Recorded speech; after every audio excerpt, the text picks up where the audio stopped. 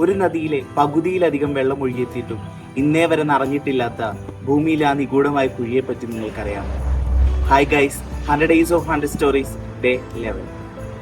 അമേരിക്കയിലെ മിനിസോട്ടയിലുള്ള devils kettle എന്ന വെള്ളച്ചാട്ടത്തിലാണ് ഈ അത്ഭുതമുള്ളത്.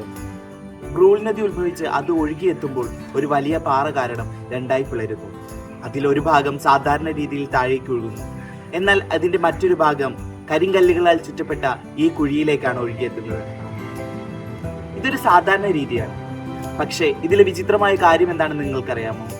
ഈ ഒഴുകിയെത്തിയ വെള്ളം എവിടെയും എത്തിച്ചേരുന്നില്ല. ശാസ്ത്രജ്ഞന്മാർക്ക് ഇന്ന് വരെ കണ്ടെത്താൻ കഴിഞ്ഞിട്ടില്ല.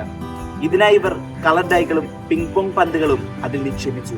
അതെങ്ങും പൊന്തിയില്ല. എന്താണ് ഇതിന് കാരണമെന്ന് അവർ ഇന്നും ചോദ്യചിഹ്നമായി നിലനിൽക്കുകയാണ്.